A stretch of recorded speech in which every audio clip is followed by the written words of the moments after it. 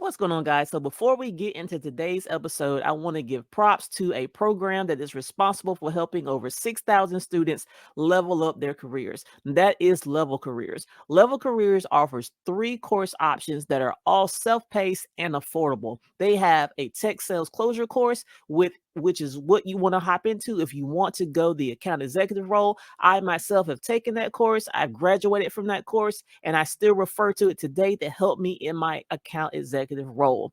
They also have a cybersecurity course that is jam-packed with hands-on labs, giving you everything you need to hop into a SOC analyst role or information security role. I am currently taking that class right now. I am 50% through the course. I tell you, it is highly recommended.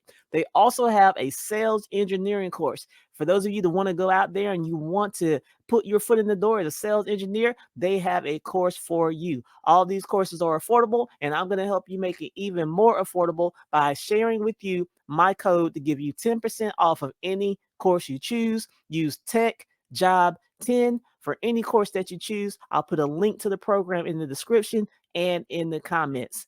Go get your tech job. Peace. Well, what's going on, guys? It's your girl Tech Job Tina signing in for another episode. It is a Saturday and I'm kicking it. I hope you are too. So today's episode, I just want to get into a little bit of content that I kind of stumbled across, in my YouTube, journey, and then out in the news. I'm always constantly reading articles about this and that. I want to dig into the trades specifically, just to kind of start off this episode.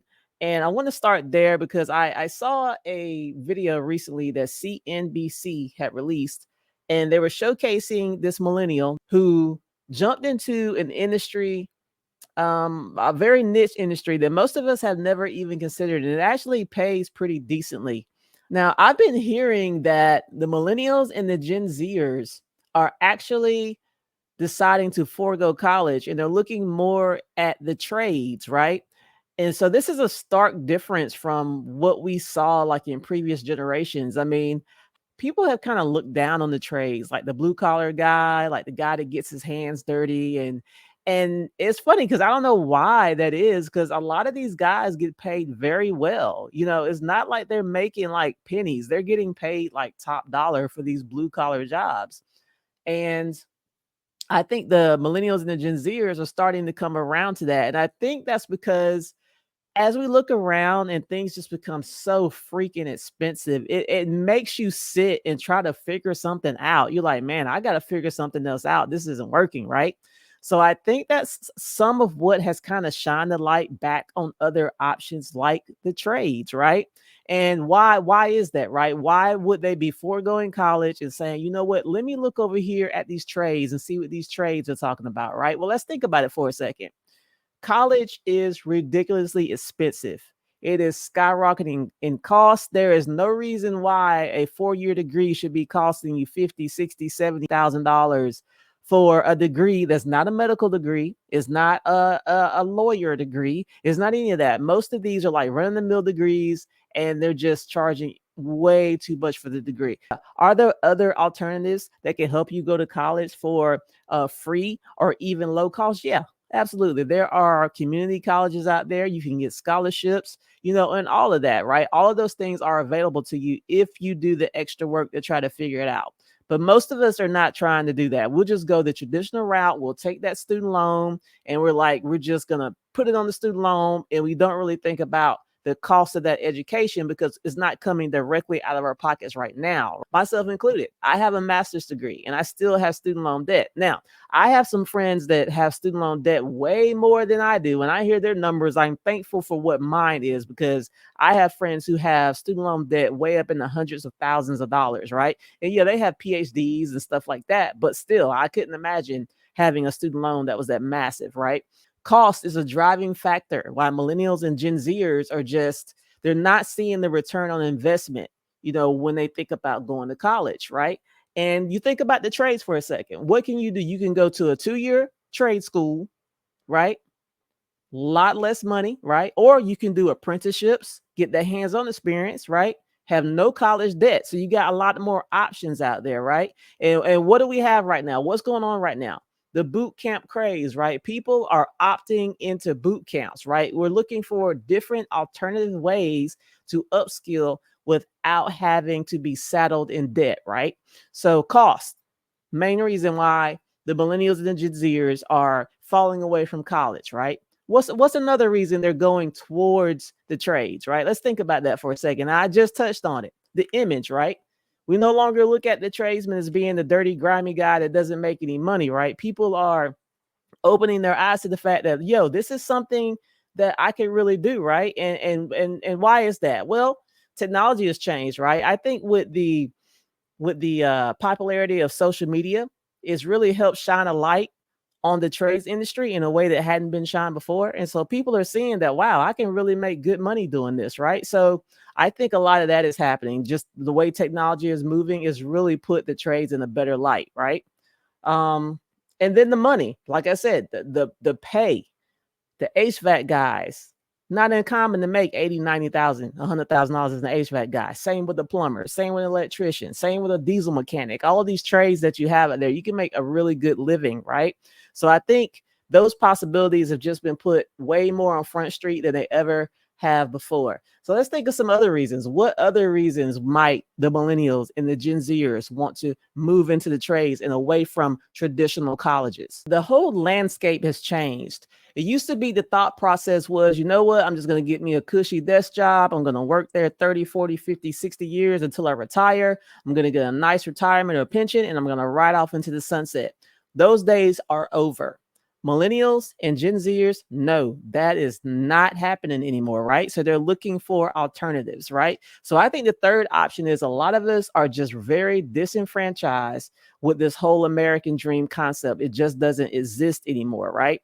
It's almost like we have to redefine what the American dream looks like today. Because when you look back at what our parents did and what our grandparents did and what our great grandparents did, and you keep going back in the generations where that's what people did. You got a good job, you stayed there until you retired, and you had a good life. Right now it's just not the same anymore. I think the whole millennial Gen Z thing, moving into looking at the trades as a viable option, is a result of the change in the landscape of American society as far as how we perceive what the American dream is today, right? So I just kind of wanted to get into that. I'm going to share my screen with you. You out there may open your eyes to this industry, and you may even be interested in going into it, right? So I just want to use my platform to not only just talk about tech jobs. Yeah, tech work is great, but there are other alternatives out there. So I also want to use my platform to, expose you guys to things that you may not have even considered as an option, right? So I'm going to share my screen with you, and let's get into it. All right, so this is the CNBC article, and then we'll watch the video, which is on YouTube. The title is 37-year-old mom earns $73,000 in one of the most in-demand jobs in the world, and it doesn't require a degree. She says, I love what I do. So let's get into the video. Are we going to want to chain anything up at this tower, or are we just taking hand tools? All we need is a tweaker and cutters. 10-4 sounds good. Our job is helping provide families with a lot of clean energy. Knowing that I get to work with something that is renewable and actually sustainable is awesome.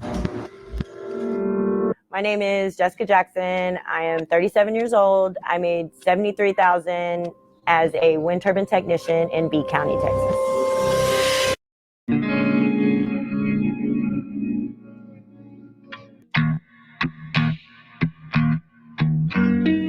I work here in South Texas at Helena Wind Site.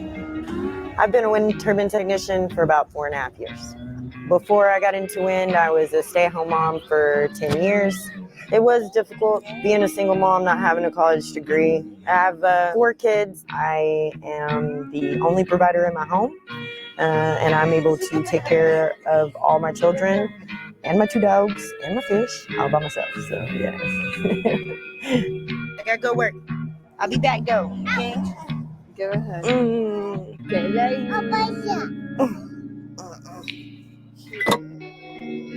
I would recommend this job if you don't have a college degree. apply anyway. They will give you the skills that you need to succeed here. Inspection. I made about $73,000 in 2023 before taxes, and I made $68,000 after taxes. Salary for technicians ranges on tech level. So tech ones are about $60,000, tech twos are $73,000, tech threes range about $80,000, and then your lead techs are pushing on six figures. We have great benefits, got great health care, great dental, great eye care. I even have insurance for my pets. We are all covered. So we drive EV trucks out here, more sustainable, less emissions out there on the roads. This is a Ford F-150 Pro. This is a Charger.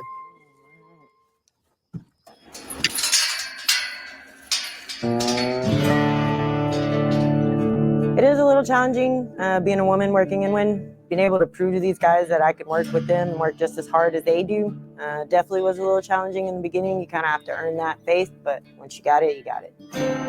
A wind turbine produces energy. That energy then goes to the grid. The grid then powers your homes, your businesses, your cell phones, your TVs, and it's all clean energy, so it's good for the environment. My job is to maintain and service these towers to keep them running. Wind turbines are like computers. They are constantly communicating back to us. They have lots of sensors and communications that come back to us to let us know, hey, this is what's wrong with us. So we take that information, get the tools and parts necessary that we need, and we go to the turbine, climb up, and fix that problem.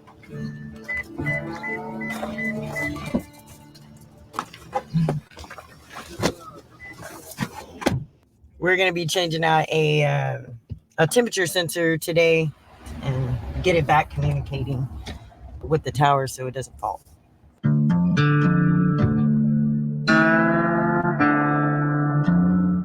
Safety is very important to me. If I was to cut any corners in safety, it could be the reason why I don't go home today. So we want to keep safety in mind with everything that we do.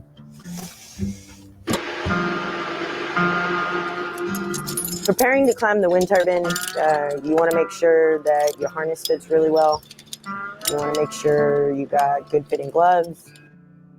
You got your eye probe, you got your hard hat. All these things work together to keep you safe when climbing the wind turbine.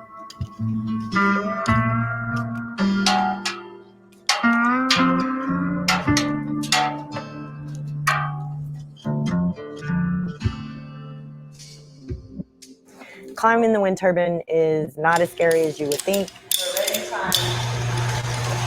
Here at my site, we have 80 meter and 105 meter towers. It takes about 5 to 10 minutes to get up there. I usually like to listen to music on my way up. It makes the climb a little less boring.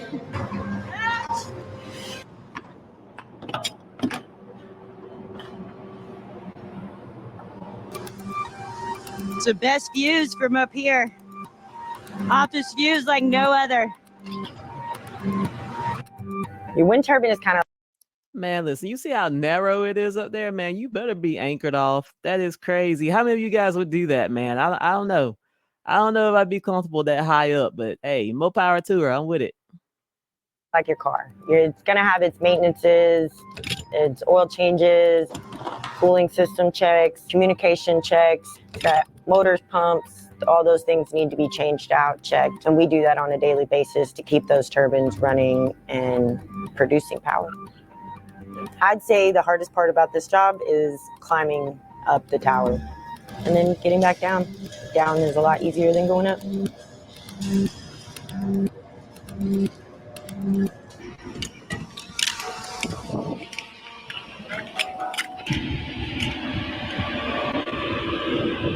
Not too bad, just hot. So yeah, not out of breath at all, just need to wipe this sweat.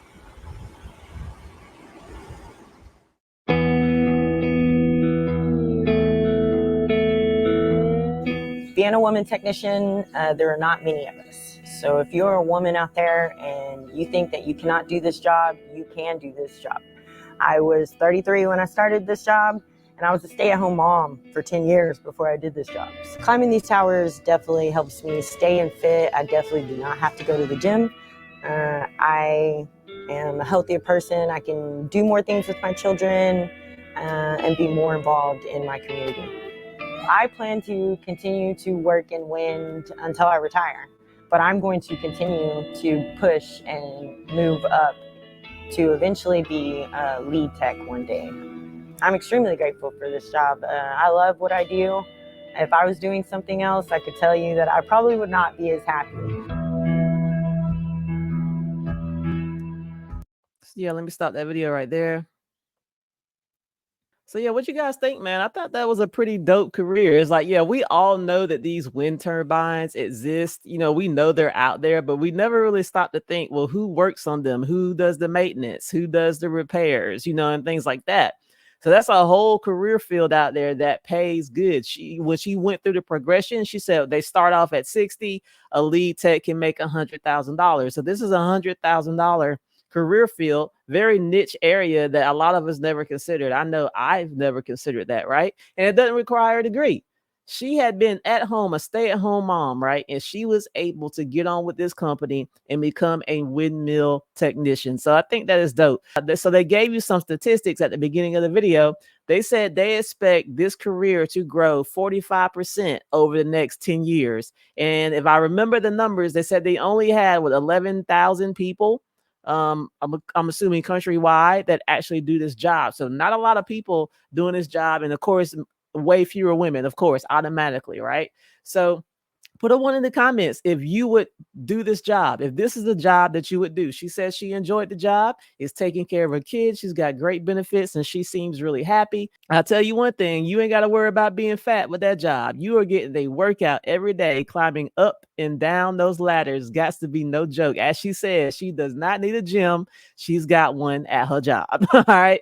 So I also want to touch on the fact that let's go over to the Bureau of Labor Statistics, because once I saw that video, I was like, it made me kind of wonder, well, what are the top 20, in-demand jobs, out there? So I went over to the Bureau of Labor Statistics just to kind of get those numbers. So I'm going to share those numbers with you, and let's go look at it, because as they shared in the video we just watched, this is one of those jobs that's going to be on that list. So let's take a look at what else is on that list. So I'm going to share my screen with you, and let's go.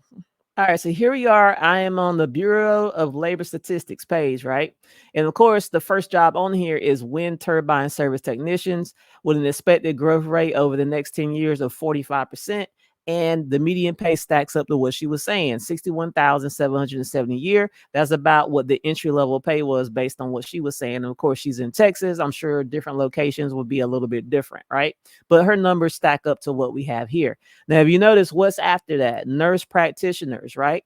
Now, what do we know about what's happening with nursing? The same thing that is happening in the trades is also happening in nursing. And what is that, right? Older people are retiring out of the industry. It's leaving a huge hole for people to come in, right? Nursing is one of those, right? So that tells me they're not going to be able to keep up with demand. If they expect this thing to grow 45% over the next 10 years, they're going to have to make some drastic changes to get people to start becoming interested in going into this field, right? Now it says the median pay for a nurse, $126,000, right? Nursing isn't for everybody. You got to be a particular type of person. This is not a profession that you go into just for the money, right? So the next one on the list is data scientist. Data is big, right? And actually, we're going to get into a little bit of a talk on data in this episode. But data scientists, right? Data is big business, and it's becoming bigger and bigger and bigger as time goes on, right? So data scientists, they expect it to grow 35% over the next 10 years. The median pay for that is $108,000. Now, If you're interested in going the data scientist route, definitely do your research on it. I can tell you this though, Course Careers actually has a data analytics course that could be a good segue into becoming a data scientist. So if that's something you're considering, I suggest going over there and just watching the free video for data analytics and see if that is something that you feel like you'd be interested in pursuing. All right. So let's go to the next one. Statisticians. They expect statisticians growth rate 32% over the next 10 years, and they make really good money as well, $104,000, right? Next, we got information security analyst. This is cybersecurity, y'all. Cybersecurity is not going anywhere. In fact, let me talk about that for a minute before I go through the list, right? So we just talked about data with the data scientists, and I just talked about how data was big business, right? So let's kind of talk about that a little bit. When I think of what's going on in the landscape with the whole cyber thing and all these breaches, and every time you turn around, somebody's data has been leaked, and it's just all this craziness that's going on right now. This is the new type of war that we're fighting, right? This is cyber warfare right now, right? So for centuries and centuries, when we thought about war, we thought about it in the true like historical sense. Okay, we have boots on the ground, we have man fighting man, and that's how it has been since the beginning of time. And I think it will always be physical wars where it's man versus man, right? You know, hand to hand combat, right? Sword to sword, arrow to arrow, bomb to bomb, gun to gun. I think we're always going to have physical wars out there, right? But as you look out on the landscape, you see things are changing, right? Now we have new types of wars emerging, right? We have information wars, we have data wars, we have cyber wars, right? So now we're getting into a situation where the new soldier is going to be the cybersecurity analyst. The new soldier is going to be the SOC analyst. The new soldier is going to be the information security analyst, right? Safeguarding our data, right? That's where we are at right now. Just recently, we had that whole CrowdStrike scenario. How many of you were affected by that? Something that took our systems down, right? All because somebody just did something they really weren't supposed to, right? All because somebody or failed to do something they should have done. Maybe I should put it that way, right? That one mistake caused people to miss flights, caused people to have to spend a whole weekend at the airport in many instances, caused people to not even be able to log into their laptops, do their jobs.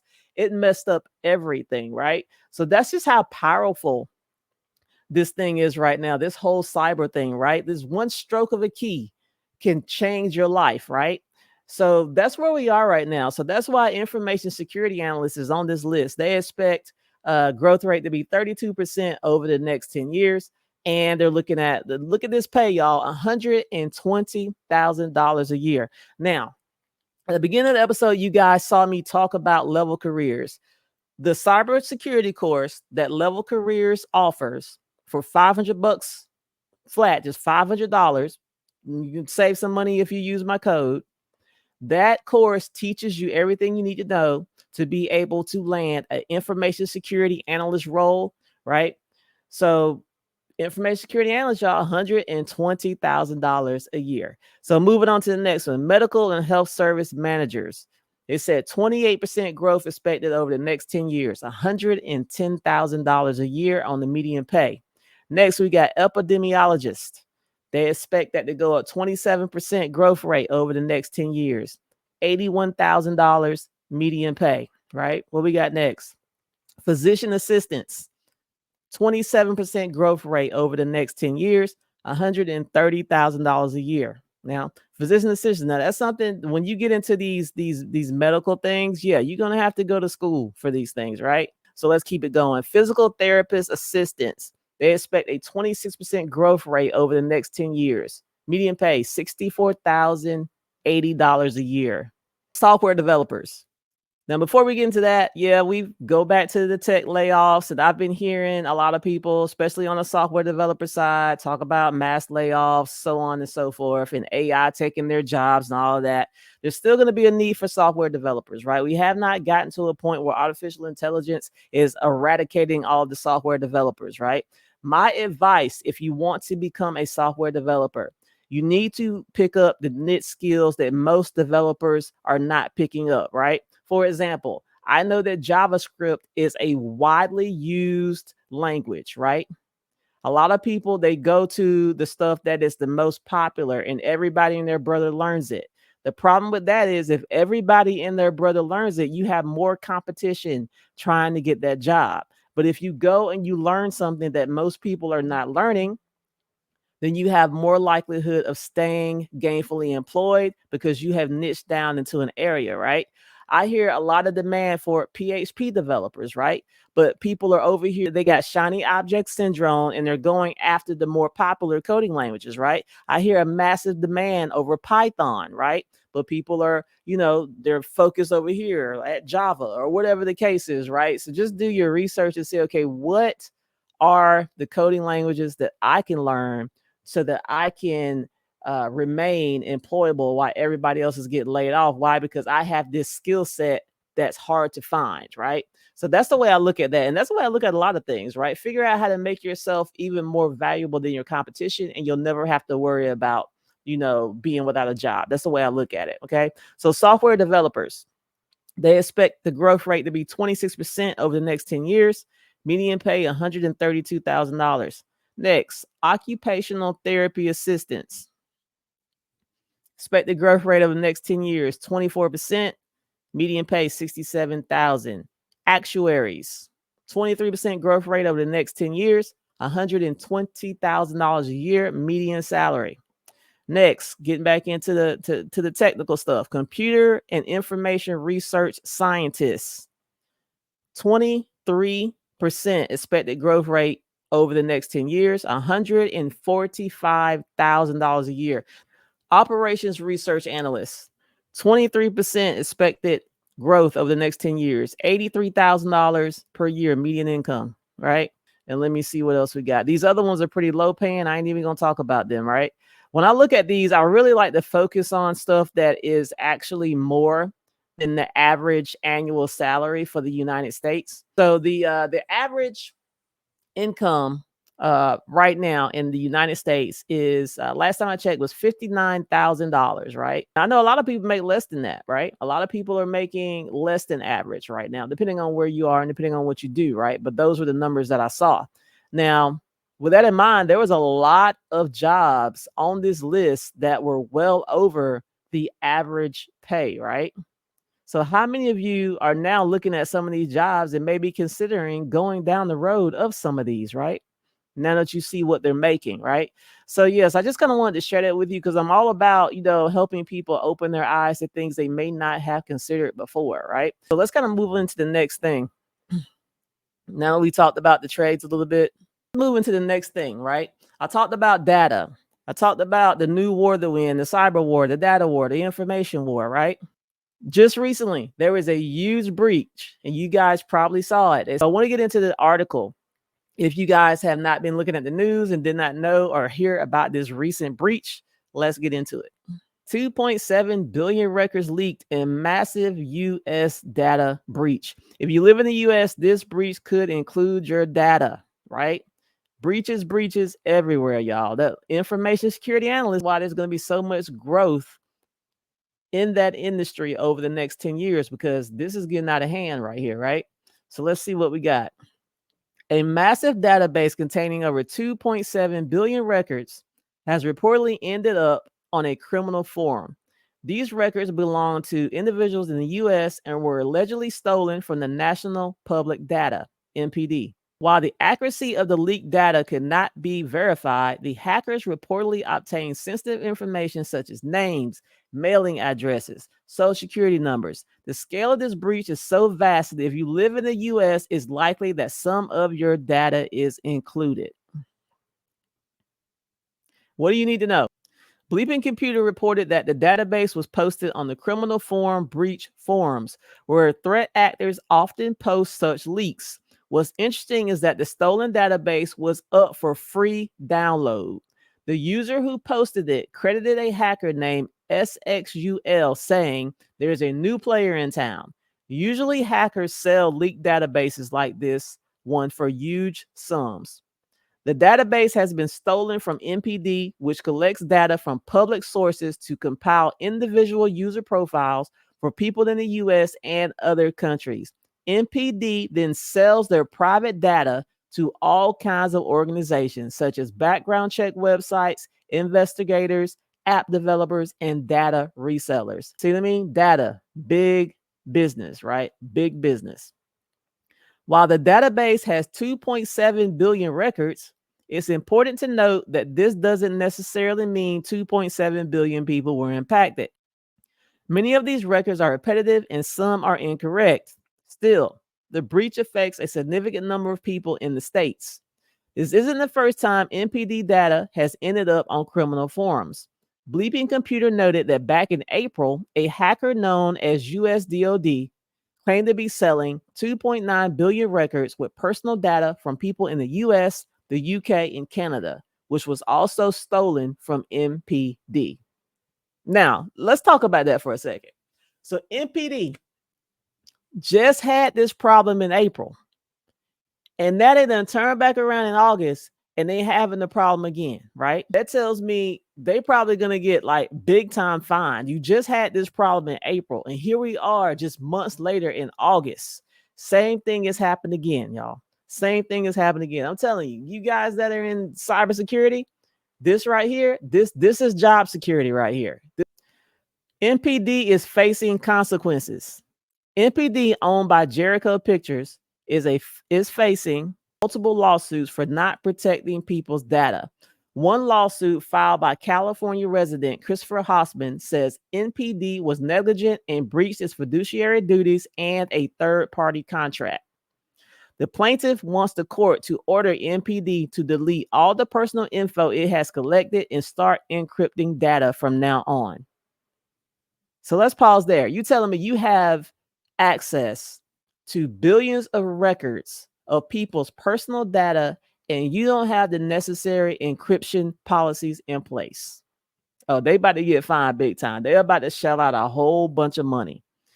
They're also asking for more than just money, like having NPD set up data segmentation, run regular database scans, put in place a threat management program, and get a third party to check its cybersecurity every year for the next 10 years. Jobs. That's jobs right there. We reached out to NPD for a comment, but did not hear back before our deadline.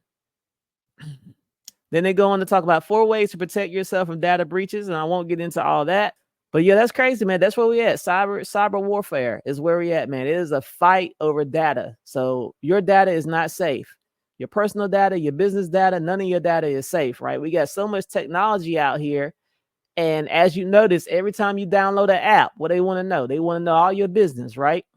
Every time you go on any website, they're trying to get your information. What's your email? What's your address? What's your phone number, right? Every time you go on something, they're trying to extract data from you, right? It's for a reason, right? They'll have you out here thinking it's to help you. Nah, I'm sorry. You're thinking that, whatever you're doing is, it's going to help you if you provide us with this information. When's your birthday? Go and tell us when your birthday is, right? Who's doing that? LinkedIn. LinkedIn is doing that right now. They got this. Go ahead and get verified. People who are verified tend to get 25% more looks at their page than everybody else, right? And they want you to enter your data. Go ahead and give us your driver's license information so we can get you verified, right? Meanwhile, they kicking it to you like this is gonna help you out if you gonna verify, right? This is gonna be good for you, right? When really they just want your data, right? So don't fall for it, people. Don't fall for it. I'm trying to put you on the game. Don't be so quick to put all your information into these apps. They'll always be filling out stuff on this website, filling out stuff on that website, because all these people are running data mills. All they want is your information so they can package it up and sell it, right? So be careful with that, right? Side note, how many of you guys have your social security number locked down? How many of you guys have your credit reports frozen, right?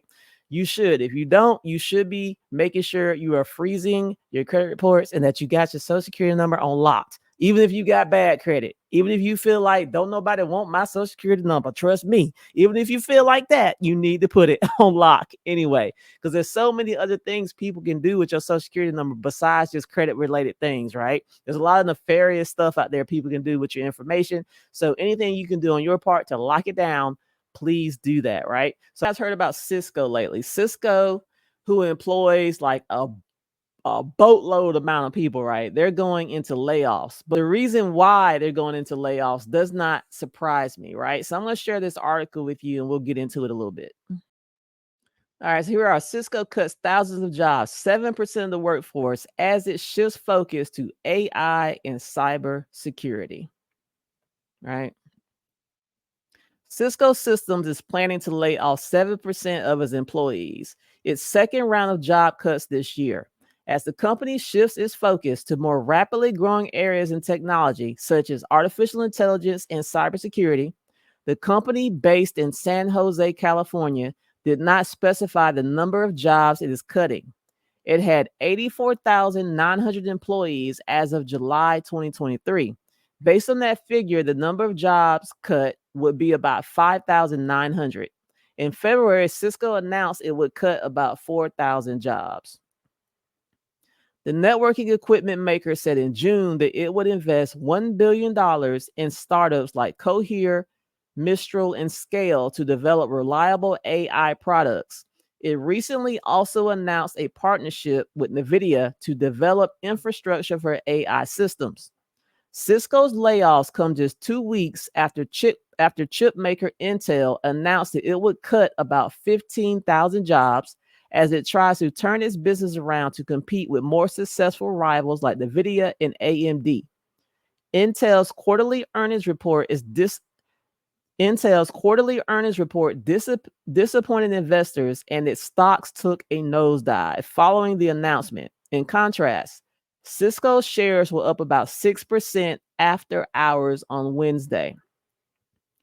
In a foray into cybersecurity, Cisco launched a cybersecurity readiness index back in March to help businesses measure their resiliency against attacks.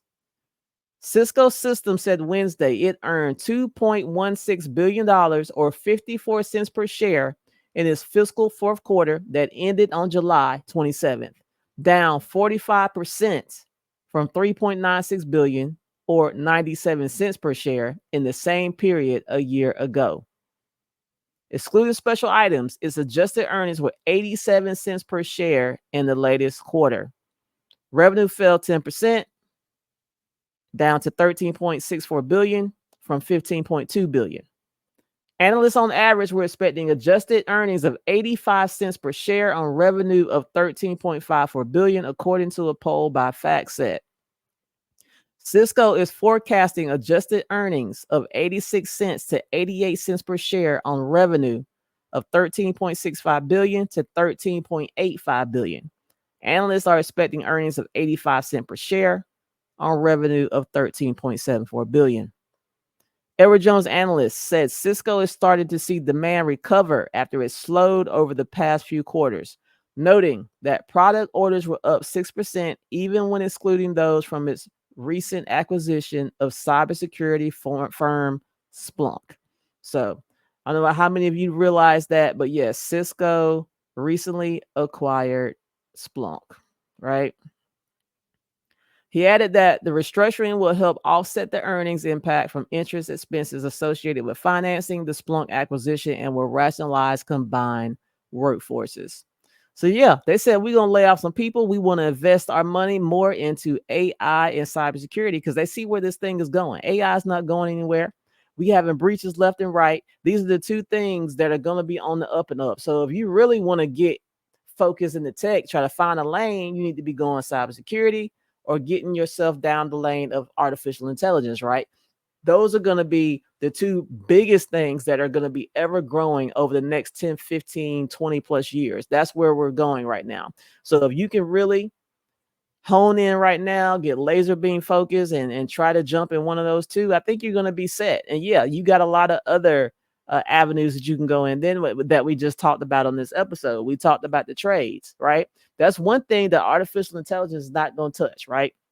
Ain't no robot going to come into your house and fix your pipes up under your sink, right? Ain't no robot gonna come into your house and run no wires through no walls in your house. Ain't no robot gonna come to your house and fix your HVAC system. We ain't got there. We ain't got there. We ain't gonna get there in my lifetime or yours. I don't think, so you're still gonna have a need for that. But there are a lot of industries that are being hurt by the artificial intelligence technology, and you're gonna have to know how to pivot, right? That's just all to it. So yeah, I thought that's pretty interesting. They're making the shift. They already broadcasting it. Look, this is what we're doing. We're laying off some people, and we're going to make a shift to AI cybersecurity. And a lot of companies are doing the same for obvious reasons, right? So let's go into the next little piece of content that I had, and then we'll get ready to kind of wrap the video up. And it's kind of piggybacking off of the whole Cisco thing, where we're talking about cybersecurity and artificial intelligence and things like that. So let me share my screen with you, and we'll get into it. So yeah, so just to piggyback off of that Cisco article that I just read, I saw something on Fox News where they're actually talking about how they were incorporating artificial intelligence into cybersecurity practices, right? So I want to share that video with you. Let's go. We continue our cyber series with a look at how companies are using artificial intelligence to fight against cyber attacks. My colleague Brett Baer examines the pros and cons of using the technology and how cyber criminals are using it too. Thanks, Mike. Tonight we take a look at how companies are using new technology to try to prevent cyber attacks. For many cybersecurity experts, artificial intelligence has become both a tool and a threat. Any serious organization today, as we know, presumes breach. They have to presume that the attacker is going to get in, because they will. Cybersecurity experts say ransomware attacks have increased substantially in recent years. Is our technology, do you think, Senator, keeping up with the threats that we're facing? Well, we're trying to keep up, and those threats are increasing every year. And it's up to us in the United States Congress to make sure we give our agencies the tools to defend from this. Major tech companies are using artificial intelligence to detect bad actors and defend against them. Some people are saying to work against AI, to fight against AI, you have to use AI. Cyber defense training company SimSpace uses artificial intelligence to create synthetic data that produce enhanced response capabilities. What's really special about our platform is that we emulate any network topology that is out there. We can emulate network users. We can also emulate attackers. You can actually train artificial intelligence defenders in it to be much more effective and to be able to operate alongside the people defenders. Artificial intelligence could help, obviously, with our defense, but it also helps the bad guys in their attacks. Yeah. AI is changing the game. It is. I think our technology is better. I think our AI is better. The difference is we have it out in the private sector. The U.S. government uses artificial intelligence for certain services, including healthcare, transportation, and environmental hazards. But some lawmakers argue it's not used enough. We have barriers between government and private sector. And what our adversaries are doing, especially China and Russia, their government are using their private sector actors as kind of extensions and surrogates, and they're just flooding the zone. That's why I think we need to think about this differently. Last year, President Biden signed an executive order to bolster the use of artificial intelligence with safety and security in mind. One thing is clear. To realize the promise of AI and avoid the risk, we need to govern this technology. The order established a cybersecurity program to develop AI tools.